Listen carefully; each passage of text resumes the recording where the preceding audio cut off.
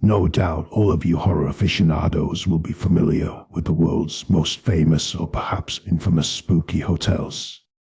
Whether it's an old establishment harboring restless spirits or a run-down hostel that has been the scene of violent deaths, there is some time which draws us to these macabre venues.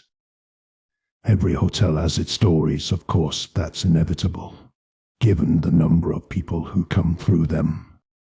But then there's the dark tourism industry, and those places that play on their history of paranormal incidents to bring in the numbers. Hotel Morte isn't one of those establishments. You'd think the name alone would generate interest, but we like to keep a low profile. The Morte is located within an economically disadvantaged area in a small and unremarkable provincial city that few people will ever visit. We have no online presence and don't appear on any review sites. That's probably just as well, since I doubt our patrons would leave any positive feedback. Even the ghost hunters and paranormal investigators tend to give us a wide berth. We do get the occasional one who shows up and checks in, but they rarely last the night, soon realizing that they are out of their depth. As you might imagine, the Morte has seen better days. The hotel was built during the 1920s and was still a profitable concern right up to the 80s. But alas, our golden era is long gone. The building itself is crumbling. The electrics and plumbing are barely functional. Our furnishings are ancient, our carpets worn, and our mattresses lumpy and soiled. Needless to say, we don't have much in the way of amenities, no room service, no spa, and we definitely don't have Wi-Fi. What we do have is 20 usable rooms, that is to say, rooms deemed fit for human habitation. The other 80 are sealed off, their doors welded shut and windows boarded up. They aren't exactly vacant, however. When I walk the corridors at night, I can hear their former residents clawing at the inside of the doors, trying their best to get out. And after midnight they start wailing, pleading for an escape they will never achieve. This is a deeply unnerving experience that you never really get used to. Given the frequent paranormal events which occur inside the Morte, it's no surprise that the few guests we do receive are rather unhinged. We do get our fair share of addicts and drifters who pass through, many of whom also have mental health problems. We do our best to look after them, but sadly, the very nature of our hotel doesn't exactly help in their recovery. We do have 3 long-term residents, all of whom are eccentric and rather troubled individuals with tragic pasts. For the sake of preserving their privacy, I shall refer to these 3 by their nicknames. First, there's the Major, a grizzled military veteran who acts the gentleman but is known for his violent outbursts. Then there's the Widow, who appears much like you'd expect, an elderly woman always dressed in black. She spends most of her time in our bar lounge, nursing a glass of sherry, puffing on a cigarette, and occasionally directing sarcastic and biting comments towards the other patrons. Finally, there's the Senorita. She's different from the rest, young, beautiful, intelligent, but with a darkness inside of her, a terrible sadness which plagues her soul. But I'm not ready to talk about her just yet. And then you have the staff, all of whom incidentally also live in the hotel. First there's me. I've worked and lived in the Morte for the past 10 years. My job? Well, I suppose you could call me the acting manager, although I also fulfill the roles of front receptionist, concierge, and general handyman. I report directly to the hotel's owner, one Mr. Black. My boss is an odd man and an absentee landlord. I can go years without seeing face to face. I do speak with Mr. Black on the phone every now and again. usually to ask for advice when I'm facing a particularly tricky situation. Mr. Black is a very intelligent man with vast experience, although I have no idea how he keeps the Morte operational when we've been running at a huge loss for decades. I suspect he may have other reasons for keeping our doors open, but I guess that's above my pay grade. Now, you're probably wondering why I chose to work in this hellhole, let alone why I've stayed here for a decade. I'd like to say that I'm well compensated for the work I do, but sadly this isn't the case. I earn a pittance, and the room that comes with the job is barely habitable. And unfortunately, I am not in possession of a set of rules I can follow that will keep me safe. The Morte is a chaotic, unpredictable, and often dangerous environment, and I rely on my wits and the help of my colleagues to keep me alive. No, the reason I work here is a very personal one. I have an unbreakable connection to the hotel, which means I can never leave. My staff team numbers two, both of whom also reside in the building. There's Mary, who is our resident maid and has the unenviable task of trying to maintain a basic level of cleanliness in an old building plagued by dust, cobwebs, and black mold. She's a hard worker and has a particular skill in removing bloodstains from bedsheets and carpets. Sadly, some of our less agreeable guests keep her busy in this regard. And then there's Owen, our resident chef, who also moonlights as our barkeeper, as unsurprisingly we don't get many dinner reservations. I would describe Chef Owen as a weird guy with a very dark sense of humor. In addition to cooking and serving drinks, he has another rather unpleasant job which will become abundantly clear to you once I tell my stories. We make an odd trio, but Mary, Owen, and I have worked and lived together for years and have learned to watch each other's backs. I guess they are the closest thing I have to friends in this world. As I've explained, much of the hotel building is now off limits, either because the rooms are out of use or because they are occupied by entities one would rather avoid. In addition to our 20 usable rooms, the main hubs of activity include our lobby and reception area. You'll generally find me behind the desk, waiting on guests who rarely appear and watching a phone that almost never rings. When I'm not engaged in other duties, I'm stuck here, passing the hours by reading paperback novels, anything but horror. I get enough of that in my day job. I stare at the rotating glass doors, reminiscing about better times in the days before I become trapped inside of this hellish place. Mary's domain is the laundry room down in the basement, and Owen rotates between the kitchen and bar lounge, although I often need to remind him to remove his blood-stained apron before he starts serving drinks. The bar/lounge is the closest thing we have to a social hub in the Morte, and is where a handful of guests tend to congregate in the evenings.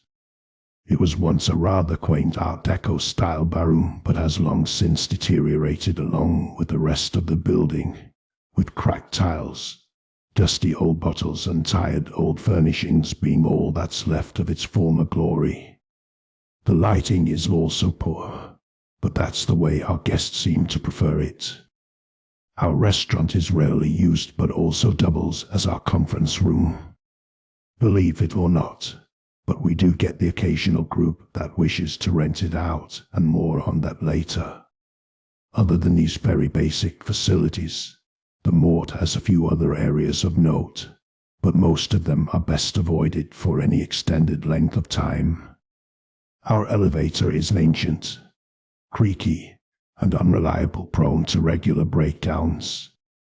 I've lost count of how many times I've been stuck in that damned lift, needing to be rescued by Owen or Mary. Often this is due to simple mechanical failures, but sometimes the lift is paralyzed by one of the malevolent beings that frequently pass through the hotel. It brings an icy chill down my spine every time I find myself trapped in that pitch-black box, listening to the foul cackles of one or more of those devilish fiends. And then there's the dreaded corridors on each floor. They are a frightening space, especially at night. Once I finish my shift, I speed through the hellish labyrinth on the 6th floor, rushing to my room whilst trying to ignore the bone-chilling din and avoid seeing the inexplainable entities who stalk the dark corners, always trying to draw in the living for their own nefarious purposes. Once I reach my safe haven, I shut the door and lock myself in, putting in my earplugs in an attempt to drown out the inhuman screams which continue until daybreak. So, I guess I've given you a flavor of what the Hotel Morte is. As you've probably guessed, I'm not writing this to tout for business. In fact, my best advice is to stay well away, which is why I shall not reveal the hotel's location. Nevertheless, I do wish to share my stories, because I believe the many victims of the Morte should be remembered. Let me begin by telling you the tale of Mr. Hillman, one of our most infamous guests who I believe had a very eventful stay at our little establishment. Now, I knew Mr. Hillman was trouble the first time I met him. He was a heavy, middle-aged man with a thinning hairline. I wouldn't say he was physically unattractive. When he first arrived at the hotel reception, I noted how he was fairly well turned out, clean-shaven, and wearing an inexpensive but neat suit and tie. But when you've been in this business as long as I have, you learn how to recognize the bad ones. He wasn't exactly rude when he checked in, but his whole demeanor and personality seemed off. I sensed a darkness in him and saw the barely suppressed malice behind his eyes. I was also suspicious of the leather briefcase he carried, somehow sensing it contained unsavory items. Yes, sadly Mr. Hillman is the type of unwanted guest we occasionally receive at the Morte, perhaps drawn in by the darkness and the evil presence which stalks our corridors. I would have liked to refuse him a room, but knew Mr. Black would never allow this. Nevertheless, I knew we'd need to keep a close eye on him, and so we did. It was 10 o'clock on a Friday night when the first altercation occurred. I just finished my shift on the front desk and was having a solitary drink whilst working up the courage to face those hellish corridors on the 6th floor. Our bar was about as busy as it gets. All three of our long-term guests were in attendance, nursing their drinks and killing time.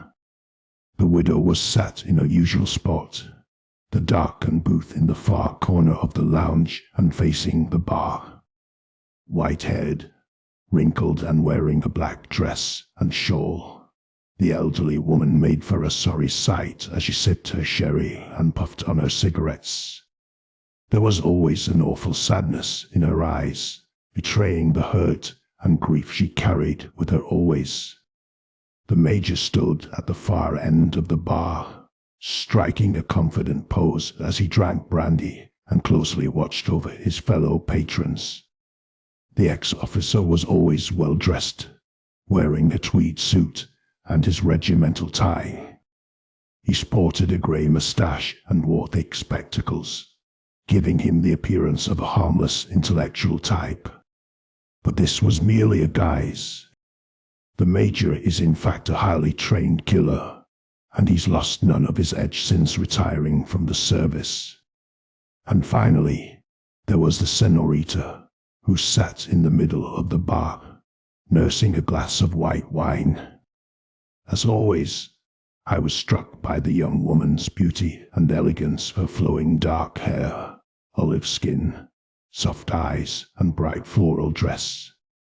I wanted so badly to speak with her, but I knew she wouldn't talk to me. It hurt, but I would continue to respect her wishes, for now at least. Owen was working behind the bar, serving our patrons while sporting a wide grin. Our chef is a tall and thin man with a devilish look in his eyes and a near-permanent smile on his lips that is anything but wholesome. I've worked with Owen for years, but the man still surprises me, and I've never figured out what makes him tick. In one sense, he is my closest friend and confidante, but the man also scares the hell out of me. I know what he does in that kitchen, and it turns my stomach. Mr. Hillman came into the lounge at around 9:30 p.m. He'd already been drinking that evening. This became obvious due to his slurred speech and the smell of alcohol on his breath. Nevertheless, our guest took a stool and ordered a large whiskey, downing it in one before demanding a second. I became concerned whenever he turned his attentions to the senorita, taking a seat beside her and trying to start a conversation. Frankly, the exchange was painful to watch. Hillman seemed to be trying to chat her up, but the senorita was having none of it, and clearly she was well out of his league. I noted how his body language became more aggressive as the conversation dragged on and as she continued to give him the cold shoulder. I was very worried about the senorita's safety, but knew she wouldn't appreciate me trying to intervene. Besides, she could look after herself, as she'd proved many times in the past. I remember the moment when the situation deteriorated. Hillman leaned forwards, trying to touch the girl. She reacted in an instant, jumping off her chair and stepping back whilst glaring him down and shouting, "Don't you dare!" Predictably, Mr. Hillman reacted badly to this firm rejection, standing up from his stool, his face red with fury as he clenched his fists. "You stuck-up bitch," he spat, his eyes narrowing as he prepared for violence. I could no longer sit and watch, and so made ready to intervene, but this proved unnecessary, as the others stepped in first. "You, sir, are a sorry excuse for a man." That was the widow, awakened from her grief as she spoke up in the girl's defense. "If my husband were still alive, he would teach you a damn lesson." Hillman shot her a hateful look, shouting, "Keep out of this, you old bat." The Major was the next to speak, and as always, his words hit home. "You've had too much to drink, young man. I suggest you call it a night." His words were typically polite on the surface, but were spoken in a tone which left no doubt as to their meaning.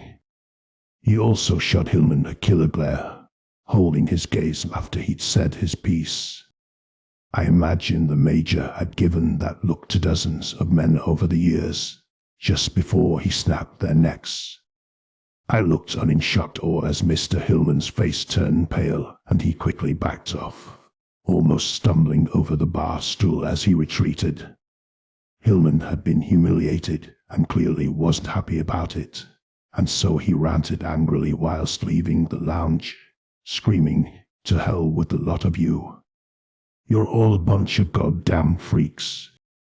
This place is dead anyway, a total dump. I'm going out to find myself a real party."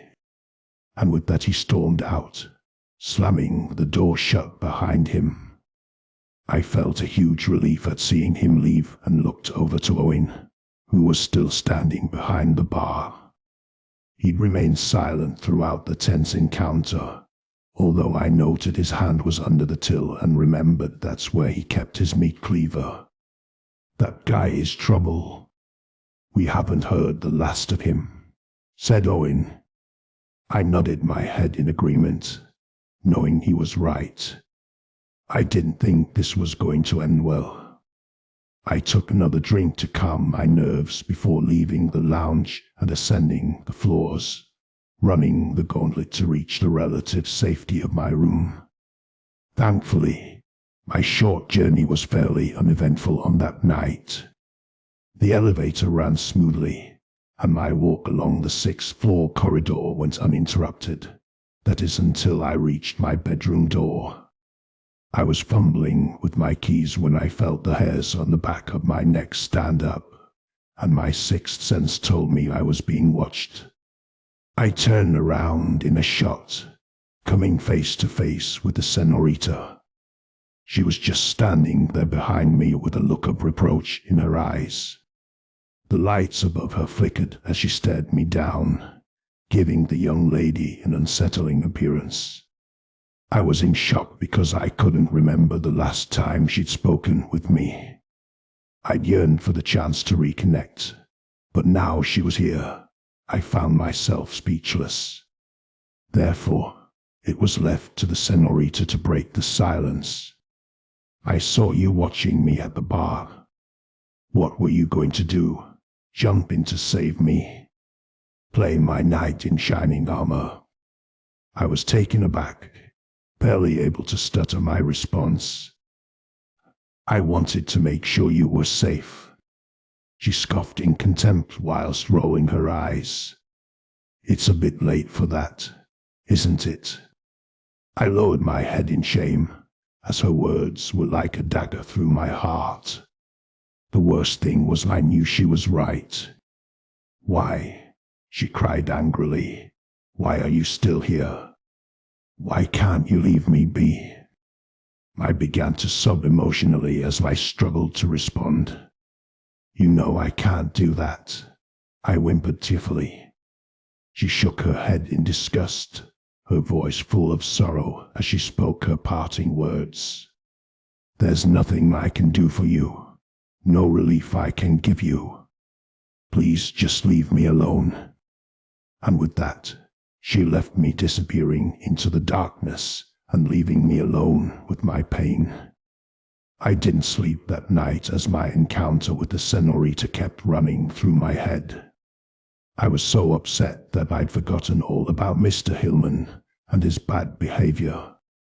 Unfortunately, he also occupied a room on the sixth floor, only a few doors down from my own.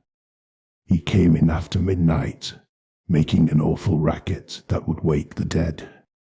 I listened to the muffled sound of his voice and realized he wasn't alone. There was a woman with him. I could hear her laughing at his undoubtedly snide comments. I assumed she was a lady of the night, as I couldn't imagine a man as vile as Mr. Hillman could charm any woman he wasn't paying. I lay on my hard mattress and continued to listen carefully as they entered his room and shut the door behind them. I didn't like it, but remembered Mr. Black's motto, the customer is rarely right, but we must suffer their excesses. Besides, I was exhausted, both physically and emotionally drained, and so I closed my eyes and fell into a deep slumber. I awoke to the sound of screaming, jumping up from my bed as all my senses came to life. I groggily glanced at my alarm clock and saw the time was 3:33. I'm right in the middle of the witching hour. The screaming grew louder, a blood-curdling cry from a woman in mortal danger. I thought it could be connected to Mr. Hillman and his late-night visitor, but couldn't be sure, as disembodied screams were not uncommon along the hotel's haunted corridors. I know what you're thinking, and yes, I should have left the sanctuary of my room to investigate, but I'd learned long ago to never walk the halls between the hours of 3-4 am. My actions may well have been cowardly, but I haven't survived this long by taking unwise risks. Next, I heard the sounds of a scuffle as furniture was knocked over and walls were slammed. The screams were soon replaced by the terrible sound of a death rattle, and then there was an awful silence.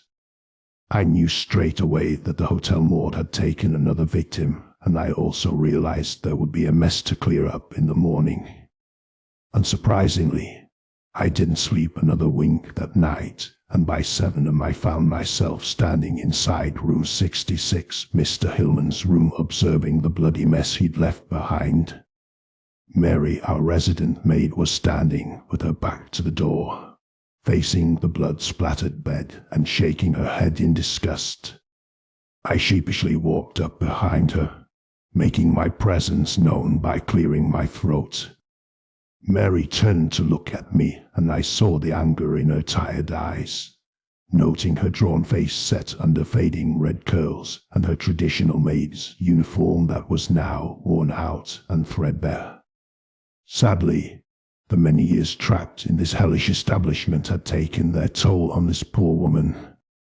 She remained professional with her words, but I could hear the emotion in her voice as she spoke. "Really, sir, this will not do. Those sheets will have to go, and the carpet will be permanently stained. Frankly, sir, this guest is little better than a savage animal." I nodded my head meekly and muttered, "Where is the deceased?" She didn't answer verbally, instead pointing sternly towards the bathroom. I reluctantly made my way to the closed bathroom door, my nostrils filled with the sadly familiar stench of death. I turned the handle and discovered a sickening scene inside, the corpse of a young woman dumped in the blood-filled bathtub, semi-nude and stabbed multiple times through the chest, her dead eyes still open and staring up at the ceiling, and her face frozen with an expression of absolute terror, a permanent reminder of the horrifying last moments before her violent death. I stood in the doorway for a moment, sickened by the sight and with my heart filled with shame, as I recalled how I'd done nothing to prevent this heinous crime.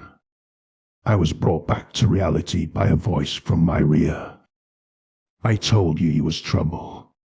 I swung around to see Owen standing beside Mary, his usual grin no longer present.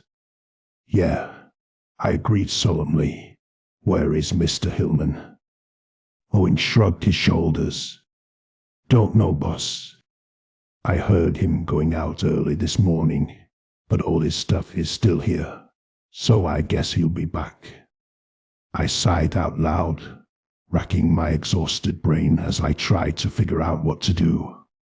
"Okay," I finally answered. "I know this is bad, but I'm going to need you both to work with me on this. Mary, please do your best to clean up the blood. And Owen, can you take care of the body?" "Sure thing, boss," our chef replied, his face suddenly lighting up. This worried me as I'd seen that look before.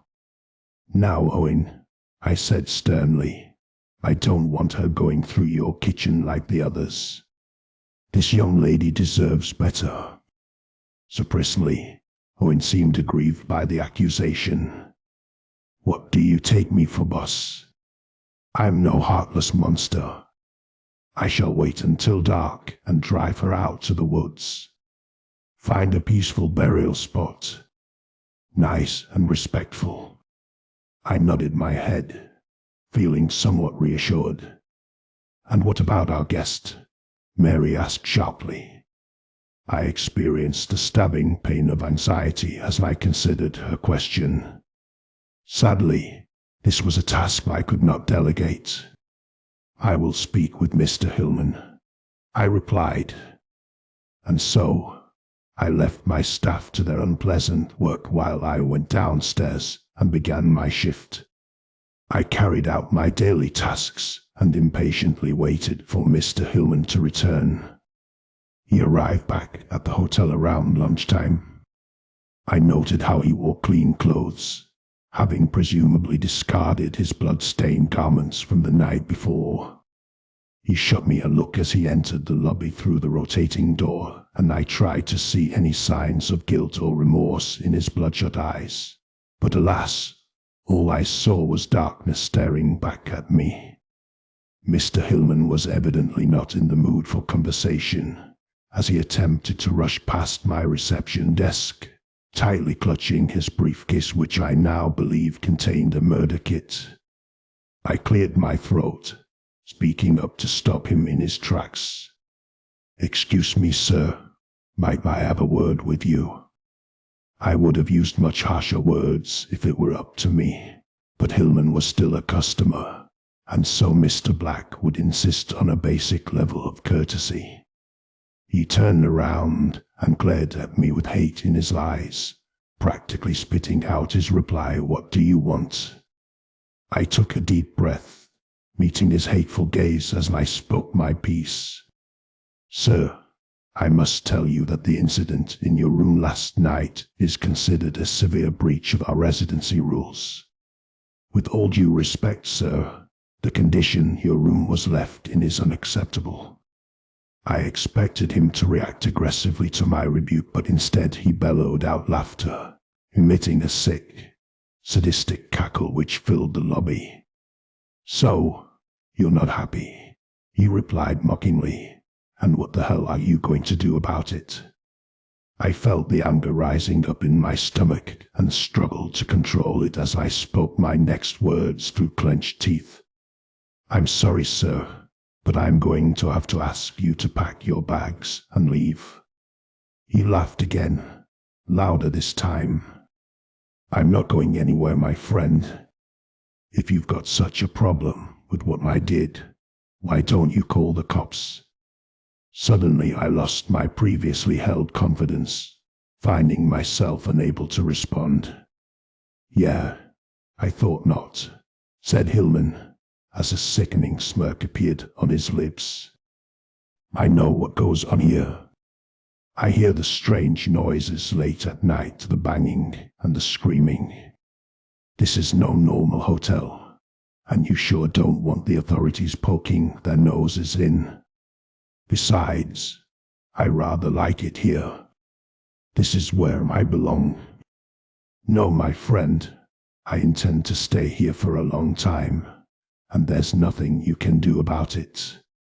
In fact, I would strongly advise you to stay the hell out of my way, or else you may end up dead in my tub."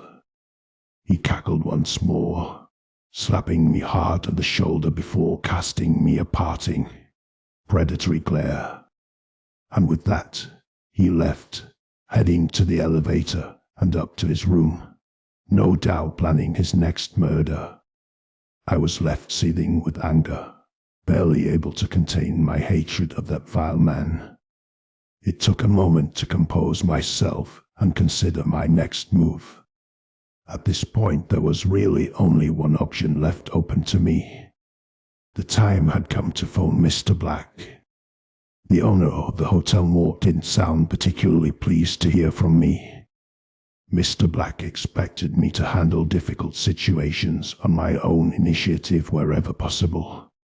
However, my employer became more sympathetic after hearing my predicament. He mumbled thoughtfully, his soft voice carrying down the line. "This is quite the conundrum. A very unfortunate situation indeed. Our guest is right, of course.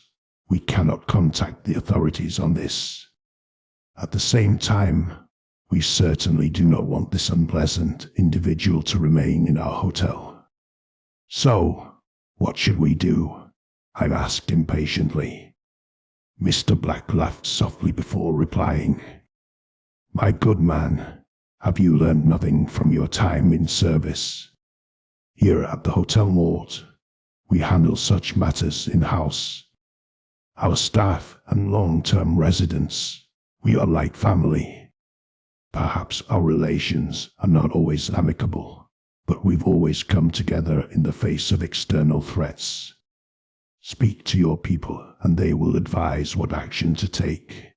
Now, if there's nothing else, I will bid you good day." After that, he abruptly ended the call, leaving me listening to an ominous dial tone. I knew this was as much advice as I would get from the enigmatic Mr. Black. And of course, he was right, we needed to deal with the Hillman situation ourselves.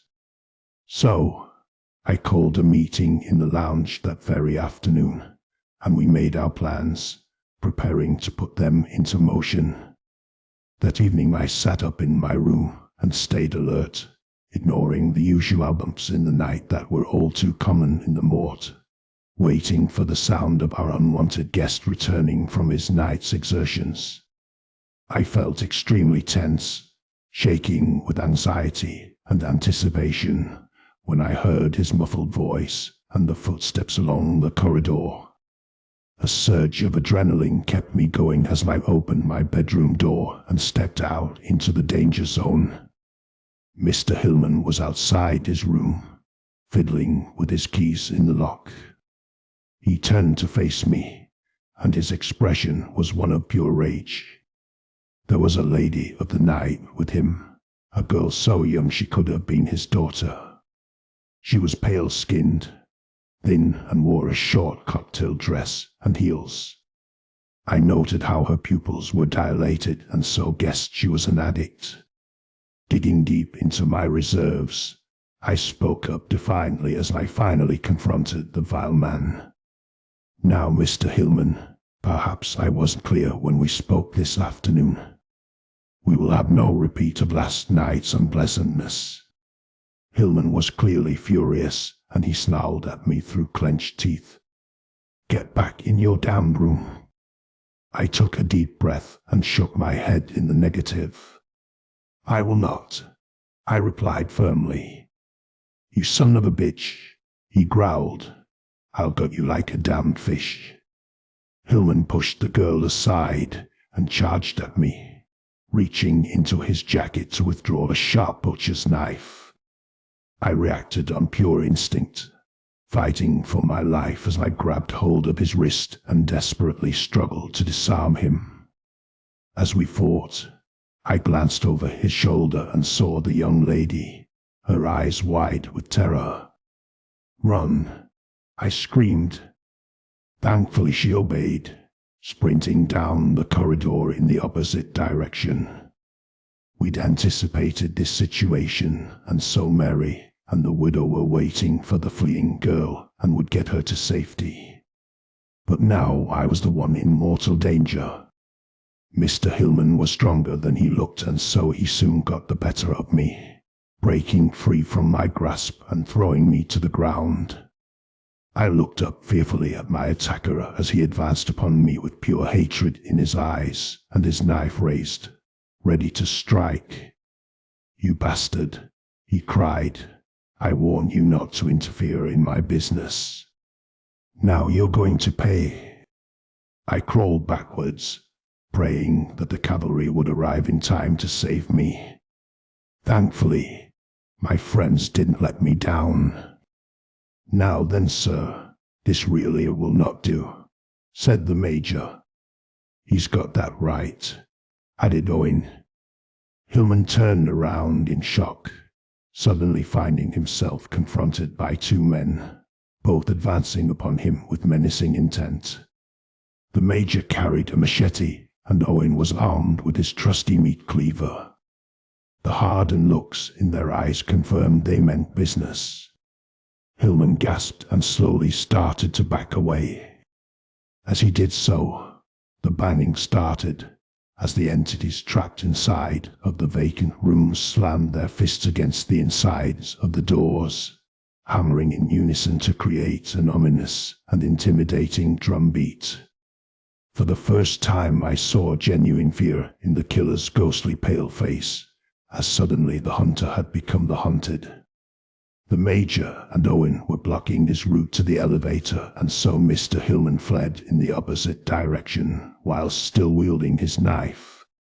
He headed for the staircase, just as we'd anticipated. I got back up on my feet and joined my armed comrades as we pursued our quarry. In a blind panic, Hillman threw open the door and stepped out onto the staircase. That's when the next part of our plan was put into action. Suddenly, the senorita emerged from the shadows, approaching Hillman from behind and taking him completely by surprise. She got right up in his face and shouted "Boo!" Hillman cried out in dismay and stepped backwards, losing his footing and falling down the stairs, his body tumbling heavily until he hit the bottom. He turned over, and I saw his own knife was now protruding from his chest, buried deep in his rib cage. The monster's eyes were now filled with shock and fear as he began to choke on his own blood, his life slowly and painfully draining away. I think we all felt a grim satisfaction when watching the serial killer die, but Owen was the first one to speak the words. "A job well done," he stated firmly. "Indeed," I replied, whilst shooting our chef a sly look. "I assume you can take care of this." "Of course," Owen confirmed. "And feel free to dispose of this body in whatever way you see fit," I added. I watched with a combination of concern and morbid curiosity as Owen's face lit up, and he replied, "With pleasure, sir." All traces of Mr. Hillman were gone by the next day, and no one ever came looking for him. Things returned to normal soon after, or at least as normal as they ever get in a place like the Hotel Morte. We'd worked together to take care of Hillman, but sadly the senorita went back to ignoring me. I would keep working on her, however, hoping against hope that she would one day forgive me. It was 2 days later when I received an unexpected phone call from the ever-mysterious Mr. Black. "So," he began, "I understand our issues with the troublesome guest have been resolved." "Yes," I replied, somewhat puzzled but not really surprised. Somehow, Mr. Black always knew what was happening in the Morte, even if he wasn't physically present. "Very good," he replied. "I always had faith in you to find a satisfactory solution, but this isn't the reason I called you." "No," I said, now feeling more than slightly apprehensive. "There is a special event coming up which I want to discuss with you," he continued. "A small convention, of sorts. 13 attendees, all requiring food, beverages, and rooms for 2 nights. I could hardly believe what I was hearing. I would have thought this was a joke, but Mr. Black never had much of a sense of humor. "Really?" I exclaimed. "They want to hold their convention here?" "Yes, indeed," he confirmed. "This group has a special interest in our little establishment and the unique amenities that the Morte offers. Now, do you think you can handle this event?" I almost laughed, struggling to find the words to respond. "Well, I suppose so, if we use all of our spare bedrooms and set up the dining hall. Yeah, I guess we can make do." There was a lengthy pause on the other end of the line before my employer finally spoke again. It's not that I don't trust in your abilities, but this is a very important customer, and so I think I will need to attend in person, just to make sure everything runs smoothly. I shall see you next Friday to confirm the details. Good day." And then he hung up, leaving me to my thoughts. I'll admit to feeling deeply concerned but also intrigued. I was facing 3 virtually unprecedented events within the next week: a fully booked hotel, a convention, and a personal visit by the hotel's owner. I expected it to be an eventful few days, but could never have anticipated the bloody carnage that would follow. And so, readers, if you'll indulge me for a second occasion, I will tell you the tale of a hotel convention straight from the depths of hell. Until next time, my friends,